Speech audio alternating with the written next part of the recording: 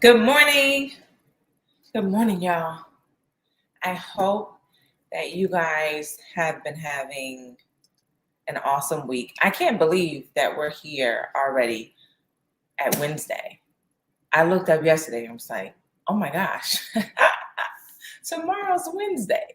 I cannot believe it. We are halfway through the week, which I don't know about y'all, but this whole I don't know how to say it. Like it's been going fast, but then at the same time, it kind of was going slow.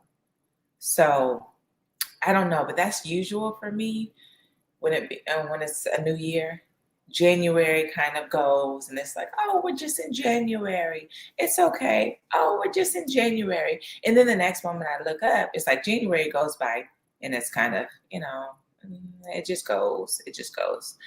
And then I look up and we're in February, and then March, April, May, and then boom, we're in December. So hopefully that's not the case this year. But either way, no matter how fast it goes, I know one thing is that you and I are going to maximize on the time that we have. No matter how quick it may seem to go, we are going to do our very best. We're going to do all that we can. And we're going to leave God with the rest. That's what we're going to do.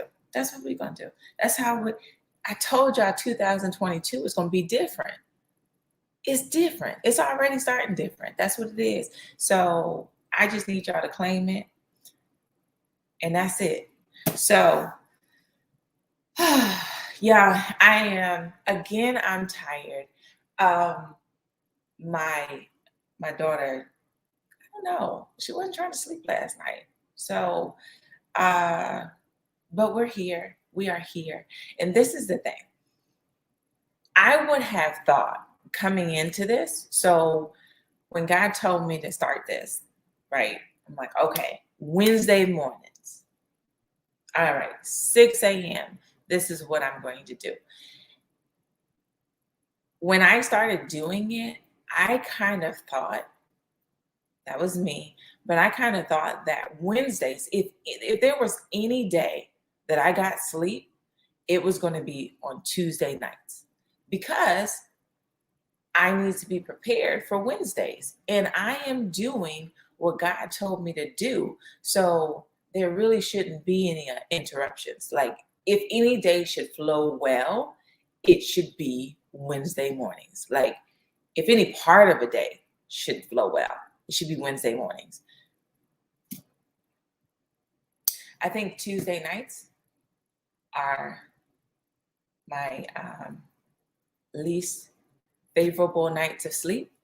So this just goes to show you that although you may be on the right path, although you may be doing what God called you to do, although you may have his best interest at heart, that does not mean that you will skip obstacles, that you will brush over trials, that nothing bad will come your way.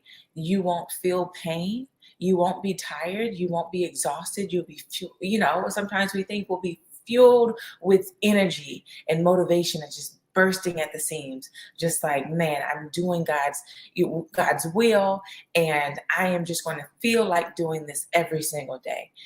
That's not always the case. So I just wanted to share that because this is something that we're going to be dipping into today of just what about when you're doing everything that you can and you're putting forth the effort and things just aren't moving the way that you thought that they should. Even the way that you would want things to go, right? It's totally opposite. Or you're not seeing anything happen despite the amount of effort that you're putting in. What do you do? And this is why it's titled Just Stand, but we're going to get into it. But before we do, we have to pray. So here we go. Dear Lord, thank you for everything that you've done for us, everything that you continue to do for us. Thank you for allowing us to just be here this morning with breath in our lungs. Thank you for purpose. Thank you for just your grace and your mercy. You know, I pray about that every time we meet, Lord, because where would we be without it? I thank you for the confidence. I thank you for the strength. I thank you for the courage. I thank you for the determination. I thank you for just decisiveness. I thank you for wisdom. I thank you for peace. I thank you for joy. I thank you for happiness. Lord, I thank you for a legacy. I thank you for all the people here that are going to be breaking, and if not going to, that are already in the process of breaking generational curses that have been passed down from their ancestors. Lord, I thank you that we are here. We are open minded. We are changing and shifting our mindset, Lord. And I thank you that everyone here still is pursuing you and in pursuit of you and their purpose and what they are here to do.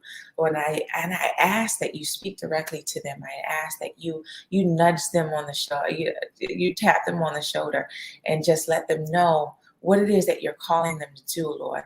And I pray that everyone on this call, whether it be live, whether you be joining on the replay, Lord, that everyone takes heed to what you're calling them to do, despite what it may feel like, despite them being uncomfortable, despite them not knowing how the chips may fall, despite them not knowing how the dots will connect. Lord, I ask that we be like Elijah, who we talked about last week. We answer the call, and it's no questions after that. Whatever you're asking us to do, wherever you're asking us to go, we move. We move and figure it out after. We're coming to you with the next step. Lord, and I just ask that everyone here just focus on that next step, that step that you are supposed to be taking right now in this moment. And Lord, I ask that all other things, the past, the future, how the three steps after the step that we're supposed to be taking right now, just be erased from our mind, Lord. So I ask that you just be here today, fill this room, fill everyone else's room where they are. Lord, just be here, be a presence. And as I always pray, less of me and more of you. Just move me to the side, Lord. I just want to be here. I am showing up. I am allowing myself to be used. And not only today and this morning or on Wednesday mornings, Lord, but every single day. I want you to know that I am open and I am willing to do whatever it is that you are calling me to do. So, Lord, I just ask the same thing for everyone that is on here, my family. Lord, and I just ask you to move through me and move in me, and do the same for everyone else on this call, whether they're going to work, whether they're running errands, whether they're going to be home for the day, no matter what it is or where it is that they're going to be. Lord, please move in them and through them. Your will be done. Amen. All right. So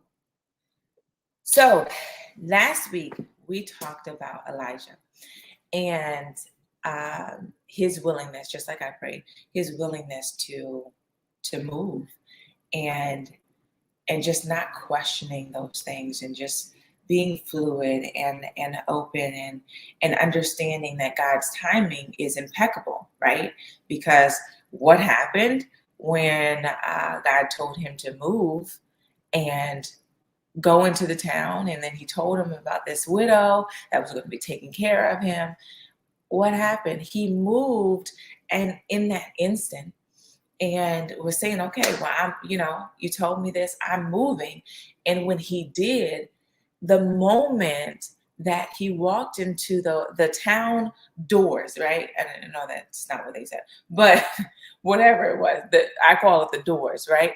So as soon as he walked into the town, boom, there she goes.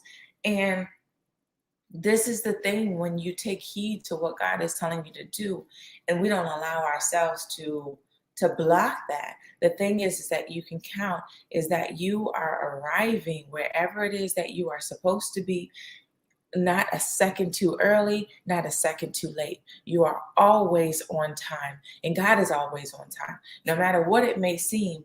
And so, this is what we're gonna pick up where we left off, right? So we left off.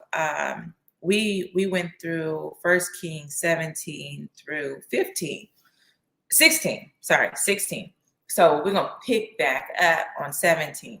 And I just want y'all to see, like, let me lay the foundation for this, because just in case you forgot, all that we talked about. So like I said, he enters into the town, and boom, the widow was right there, right? And so what was she doing? She was gathering sticks, because she was saying, okay, well, her and her son, they were preparing to fix this meal and perish, right? They were gonna die. It just is what it is. That's what they were preparing for. And he stops her, and he's like, okay, well, look, what I want you to do, is do what you said. You can fix a meal for your kids, but first, your kid, it was only one son. But first, fix me something. And then I promise you, right? Because she only had one jar, she was working with a little bit of oil and a little bit of flour, and that's all she had. She was like, look, I got enough for one meal for my son and I to split, right? We don't have enough for you. But he said, put that to the side, put away what it is that you are facing in your current reality, put away what you are dealing with right now, and focus on the promise, and focus on what I'm saying, what the Lord is saying to you. And the Lord is saying to you is to fix me something first. And if you do that, and you obey, and you operate in that faithfulness, then you will be blessed, right? It will be where, your cup runneth over, right? So he was saying pretty much for years, you will not run out of oil and flour. So she takes him at his word, and she does it. And the thing is that boom, for her stuff was running over. She had enough for not only him, and then her son, and then her to eat, but not only for that day, but days after that, right? So she saw the blessing, and she saw the miracle. But what I want to highlight is that in 17, right? So we passed that. She done seen it happen. She's seen it in front of her face, and she's like, man, wow, the God that you serve is all that, right? He took this and he multiplied it, and wow, he can do anything. Okay, so she's seeing it work right in her face. And then we go to 17. Sometime later, the son of the woman who owned the house became ill. So the widow's son became ill, and he grew worse and worse, and finally stopped breathing. Right. So then she turned to Elijah and said, what do you have against me, man of God? Did you come to remind me of my sin and kill my son? So that faith that she acted on before, right? That faith that she acted on before, where did that go? When she said, okay, I'm going to take you at your word, and I am going to do what you said. I'm going to, because at that moment, really, she was risking her and her son's life, even though they were on the brink of death. It was like, at least they were going to get one meal before. Goodness. So then she puts herself and her son aside and says, okay, well, I'm just going to do this. I don't know this man, but I'm taking him at his word, and I'm going to put my faith before my fear, and I am going to do what I'm being told to do. And I have faith that it's going to happen, that what he's saying is going to play out. But then here, her son gets ill, and the first thing that she does is, what did you do? What did you do? Like, this ain't supposed to happen. What was supposed to happen was that you come and things are well. And now, things have been well, but now they're not well. So what's going on? And this is what sometimes we do when we are on the path, right? Or we're on the journey and we're doing the things that God is telling us to do, or we answered the call and we're saying, okay, well, I'm going to step away from my job. I'm going to do the thing that you said. You told me to quit. I'm going to quit my job. Okay. And I am expecting that everything, this was just what you expect, right? It's just like if I'm quitting my job and you're telling me to do it, I am definitely not expecting where we're just going to have periods of no money. Like that's not what I'm expecting here. I'm expecting for me to quit my job and then I move into something else, or you give me this business idea that's really good that I'm able to jump into, and then it flourishes and things go well. We may have some, peaks and valleys, and that's okay, but we won't really have like a serious downspill, because why would we? I'm on the path that you called me to be on. So it can't be too bad. And so this is what sometimes we think when we're going into what it is that God has called us to do, or we're following what He's calling us to do, or we're answering the call, right? So this is apparently what she was thinking. It's just like, whoa, this has taken a major dip, and I don't like it. I don't like it. So what is going on? Like, are you punishment? Like, what is this? What is happening? And here it goes where Elijah first says, give me your son, right? It's like, look, just give him to me. He don't know what's going on. He does not know what's going on, but he knows one thing. This is happening, and I don't quite know what to deal with it. I mean, what to do to deal with it. But give me the problem. Let me take the problem. And I want to highlight, and I want y'all to take this of where he takes the problem. So he took him from her arms, carried him to the upper room where he was staying, and laid him on his bed. Then he cried out to the Lord, "Oh Lord, my God, have you brought tragedy, Lord, also upon this widow I am staying with, by causing her son to die?" So he questions, right? And then he stretches out over the boy. And this is three times, and crying to the Lord, "Oh Lord God, let this boy's life return to him."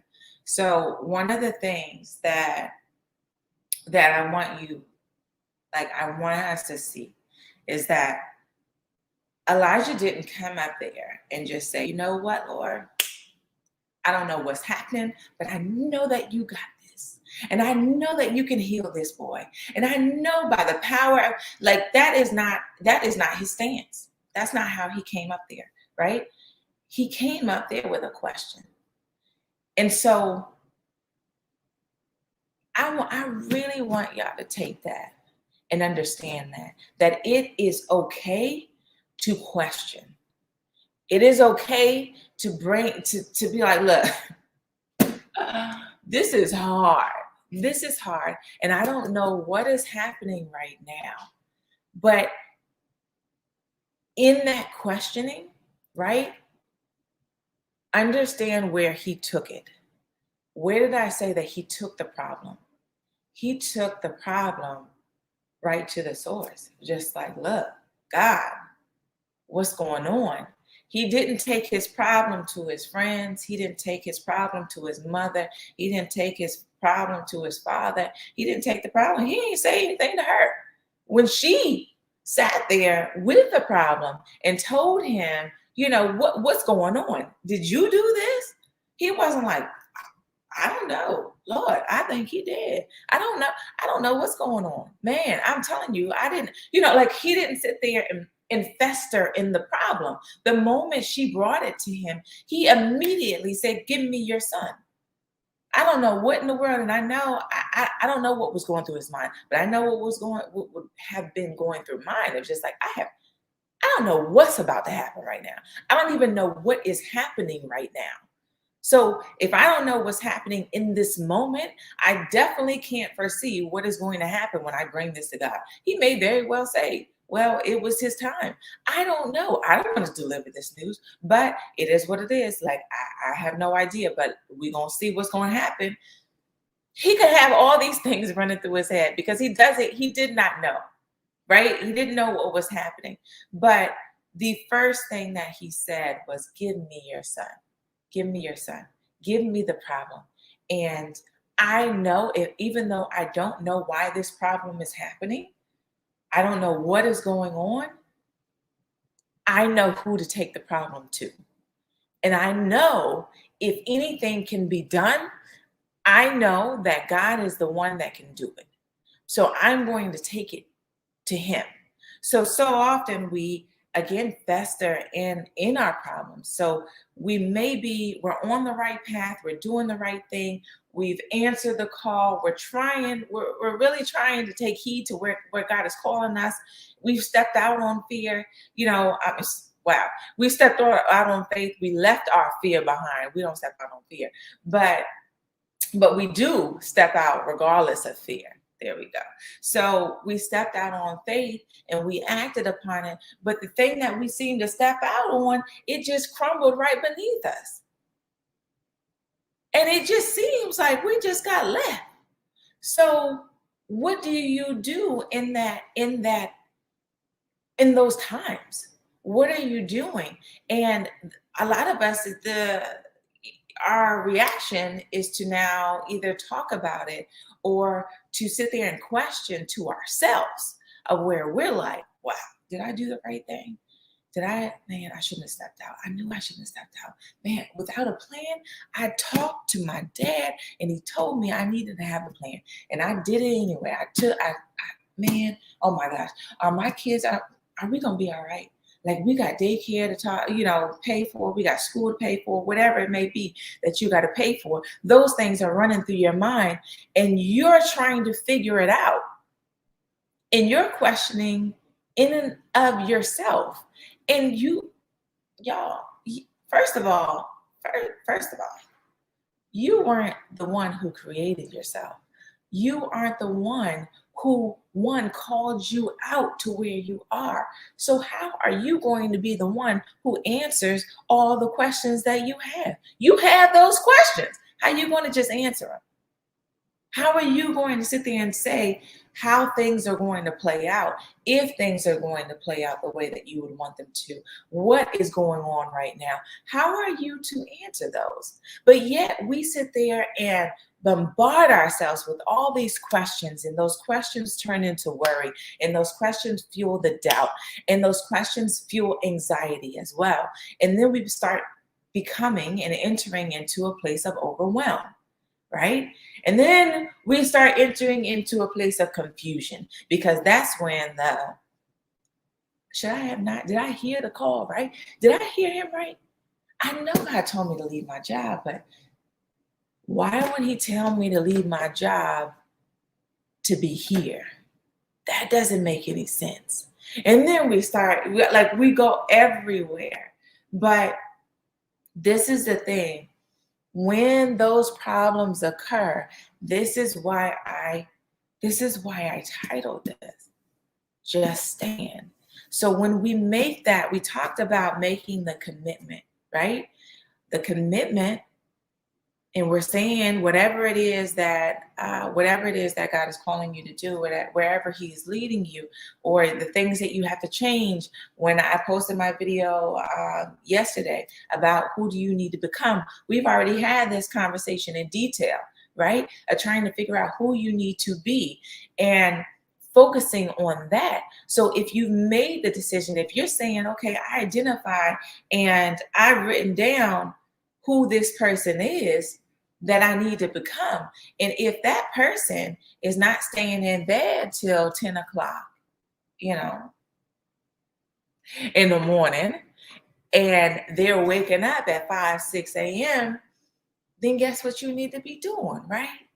If that person is spending time with their family without their phone, right? Without their phone, without their laptop, and is totally plugged in, and in the moment, then guess who you need to be? And guess what you need to do? Guess where you need to start working, what you need to start working on. That is the point of identifying who it is that you need to be. So when you identify those things, right, and you're saying, okay, well, that person wakes up at 6 o'clock in the morning. So I'm going to wake up. I'm going to start waking up at 6 o'clock in the morning because I am becoming who I need to become, right? I'm becoming who I need to be. So I'm going to make the commitment to wake up at 6 o'clock in the morning. I'm going to make that commitment. And then the thing is, don't be surprised when things happen that knock you off of that, or that try to knock you off of that, because that's just what that sometimes that's just what happens. So we make that commitment, and we talked about being dedicated to that commitment, right? And being consistent in that commitment of saying, okay, this is what I'm going to do, and I'm going to keep doing it regardless of what happens. But this is the thing, between that commitment and between, that dedication. This is why we're talking about becoming dedicated, because in the middle of that are the trials and are the obstacles and things that we face, the ups and downs and all around. I mean, life is full of ebbs and flows. It just happens like that. So understanding that is life. It's not telling me, life isn't telling me that I made the wrong decision. You committed to something that is to make you better, right? And so beyond these and between these ebbs and flows, the things that you have to understand is that you've got to stand on that commitment. And that's why I said just stand, because when everything else seems to be falling down and it seems to be where, oh my goodness, I don't know what's going on. Like, I thought I was making the right decision. Understand that you did make the right decision. You made the right decision, but just because you made the right decision, it does not mean that everything from that will just flow and will just be perfect. We know that life isn't perfect, right? It's perfectly designed for you, but in our eyes of being perfect, of where we don't step on any stones, we don't get cut, we don't get bruised. No, how many bruises have you had throughout your life? This is just what happens. If it happens in physical life, in normal life, right, in our waking hour, what makes you think that it's not going to happen in the non-physical? Like, that is just what it is. It happens. It happens. So despite what is going on, I want you guys to just remain firm on what you are deciding to do, what you are saying and committing to, where God is leading you. One, like I said, y'all, if you aren't clear on where God is leading you or calling you to do, then we know what the first step is. What is the first step? We got to go. We got to go to him, just like Elijah did, before you even facing any problems, to get the answers of what it is that you want to know.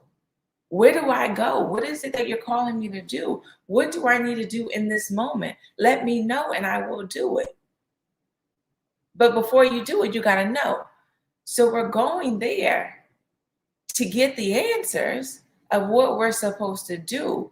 But understand that when you face problems, you also need to go back. We need to go back to the source. The same thing, anything that's going on throughout this journey, you've got to go back. This is the thing. Hand me your son. Give me your son. Give me your son. I'm taking him. Give me the problem. I'm taking it.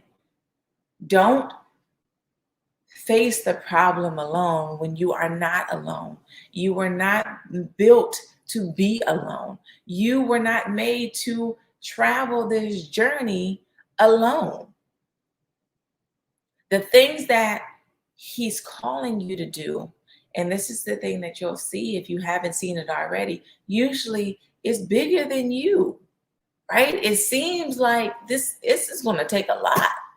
Like, this is going to take a lot of me. This is going to take a lot of courage. This is going to take a lot of energy. This is going to take a lot of whatever it may be, right? It's usually a lot of what you may not possess in that moment.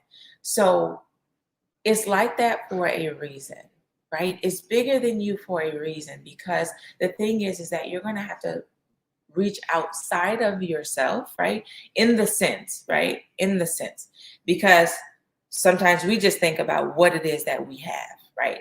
And we have this amount of courage, right? We have this, and oh, I'm not that good at speaking, and I'm not that good at this, and I'm not the smartest person, whatever it may be. So we think in our limits, right? So that's why I said outside of ourselves, because truly, it's not outside of ourselves that we have to reach. It's not, because God lives in us, and everything that he possesses, and this is the thing, he has infinite wisdom, he has infinite energy, he has infinite power, right? So what does that mean for us? We have the same thing, but this is the journey, this is the thing, that he lives inside of us. But in order to tap into that, you've got to understand that. You've got to understand that. So when we're seeking him and we're taking our problems to him, we're saying, okay, Lord, look, you right here. You're in me, you're working through me. I know that you have infinite power. I know that you have infinite wisdom. I know that you can do these things. So Lord, I just ask that you just work through me, right? You work through me. And these problems that I have, I'm giving them to you, because you know what to do. You know what to do with them. And I know that you'll work through me for me to be able to deal with them and work through them. But I'm taking it off of my shoulders and I'm giving it to you. And it's so often, and I know that I catch myself doing it, right? Where I get faced with a problem. And if I was Elijah, being me today, it would have been where you give me your sight and I'm trying to figure out, like, I'm trying to resuscitate. I'm trying to do everything that I can. I'm sitting here going back and forth. I'm like, yo, how could I have done this? Whatever it may be. And it's really not that complicated. It's not that complicated. You do not have to sit there and put it on yourself. It's not something that you have to question and go through a million questions and try to figure out what happened. The one thing that you need to do is the one thing that he did. Take the problem to God. Hey, this is what's going on. So as quick as he took it and put it on his shoulders, right? Because that's all he did was just take them. But it was only for a few moments, because then he turned around and gave him back to God. I'm just like, no, I'm only taking this from you. I'm taking the problem. Yes, I see it. I analyzed it. Okay, I know where this goes. So I'm going to take it. And that's as quick as things really should be. And that's how God wants it to be, right? That's why he says his yoke is easy, right? And the burden is light. This is the thing. The burden is light because you're only holding it for a second. You're taking it and you're giving it right back. With anything, with that, like, you know how many pounds you could actually take if you're not holding it but for a millisecond? Like, it's just like, oh, there you go. I can hold a lot more weight than what I can if I was just walking around with it, or even doing a squat with it, right? I can do a lot more without actually having to squat. If it was where you just put it on my back and all of a sudden you just take it, bam. I mean, load me up, right? So this is how the chain of events is supposed to happen. You get the problem and you give it. And in the realm of those problems, we've got to make sure that we stand on our word. We stand on the commitment. This is why it's so important to, one, have that relationship, and two, to understand where it is that you are being called, right? So we want to make sure that we've got direction. We've got the thing that we're feeling we should be doing. And if you're feeling a certain way, but you're not sure, then ask for confirmation, right? This is the thing. Go right there. Go right there.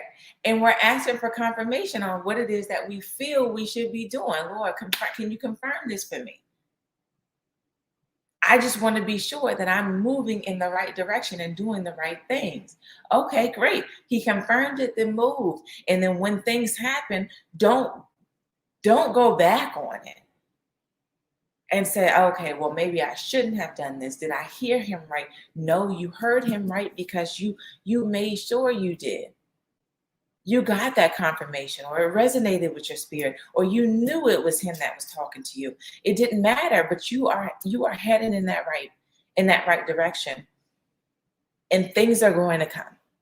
If you are not already facing it now, it will happen. It will happen. But when those things happen, I just encourage you and I urge you to stand. Stand on your word, stand in your commitment, remain dedicated throughout whatever may come your way, and take whatever problems you face and bring it right to God. All right. So I think this is like, we haven't ended early in a long time, but this is what we about to end. This is all I got, right? This is what I got to go through, and this is what it is. So but I do want to say this though, because we didn't finish what happened after he laid on him, right? And cried out to the Lord. So then here we go on 17:22. The Lord heard Elijah's cry, and the boy's life returned to him, and he lived. Elijah picked up the child and carried him down from the room into the house. He gave him to his mother and said, "Look, your son is alive," right? And then the woman said to Elijah, "Now I know that you are a man of God, and that the word of the Lord from your mouth is the truth." Sometimes we need to see it over and over. I know for me, I've seen a lot, like more times than what I can count, of how God has worked through my life, right? He's done things, he's gone over and above, he's worked things out when I didn't know how it was going to work out. He's done all this stuff. But then sometimes I get into something and then worry still comes. And I still try to figure things out. And I'm like, well, how can I do this? How can I figure this out? How can I make this work? And I revert back to I. And I take it and I put this thing on my shoulders, even though I've seen him work. I've seen what he's capable of. I've seen the things that he's done. Sometimes we need that reminder, right? And sometimes we need to be that reminder of where we sit there and go back to, this is when it's okay to go back to your past, right? And to remind yourself of what God has done for you, and how he's worked things through when you didn't even know what to do. So this is the thing, in that moment, she needed something different. She needed a reminder. And what happened is that she got that reminder. God worked through Elijah, and here she goes. It's just like, okay, now I know that is true, right? So I just want us to leave today understanding that what God is saying is true, right? And that we are able to take him at his word. And I know that there are times there are things that you have been through, that you have gone through, that you have survived through, that God has kept you, and things that you can go back to and say, look, he worked it out there. He can do the same thing now. And standing on not only your commitment, but standing on the weight of God, and what he can do in your life, because I've seen it happen before. I read it. I read it. If it's happened to other people, then I know that it can happen to me. That's the thing. Even if we can't go back and we can't find anything, or our mind is too cluttered and we're not seeing it, best believe you know somebody that things have worked out. And if you don't know anybody, then you do know somebody, because you can read this. And you see those things. The same God that was there in these times, the same God that has worked things out for other people, is the same God that will work things out for you. But you got to stand on his word. You've got to stand on his promises. You got to stand on what it is that he's telling you to do, and saying, okay, well, I know that this is what he's telling me to do. And I know if he's telling me to do this, he's not just telling me so I can fail, right? It may not be the easiest road. It may not be the road that I would have taken, but guess what? I'm going to take it, because I know after it all and in the midst of it all, he wants the best for me. And that is what I'm going to stand on. Despite all the things that are coming to knock me down and knock me off of my path, I am going to stand and I am going to keep walking forward no matter what. So stand on the promises. Stand on the vision that God has given you. Stand on the things that he's revealed to you. Stand on what it is that he's telling you to do. Stand on the call that he has on your life. Stand on the fact that he's made you to make an impact on the world. Stand on the fact that you have everything that you need inside of you. Stand on the fact that God is working in you and through you, and there's nothing that you can do to fail. Stand on that. There is no failure when it comes to you working with God. You can't fail. So act as if that was true, right? That is faith. That is faith. Even though it may not be where you're seeing that, act as if it is not possible for you to fail, because you've got the right one with you, and take your problems directly to him. All right. So this is how we're gonna end. This is how we're gonna end. I appreciate you guys for joining me this morning. And I hope again, y'all know I say this every time, because I really want you guys to have an awesome day. And I hope that this refueled you, because it does for me. It really does, because y'all know sometimes I be showing up and I am tired. I'm tired and I'm like, oh my goodness. But by the end of it, I'm like, okay, let's get this day started. Like, what we got to do? I'm fueled, I'm ready, and I'm reminded that I am not working alone. I'm reminded of the true power that I hold within me. I'm reminded of the fact that I cannot fail. This is what I'm reminded of. So when things come throughout the week, this is something that I can go back to, right? So I hope that that it works the same for you. And thank you. I'm glad that it did.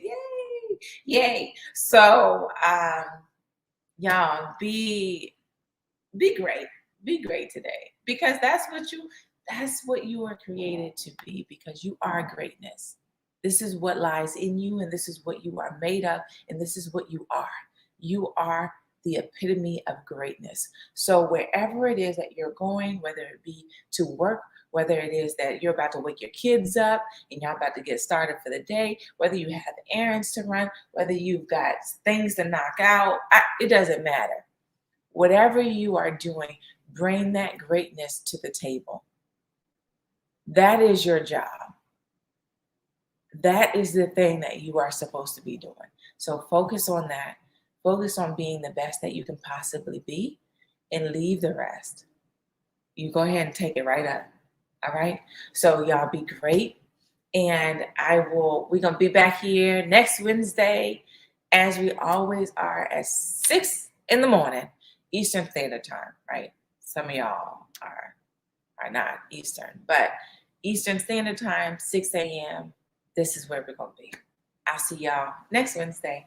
All right.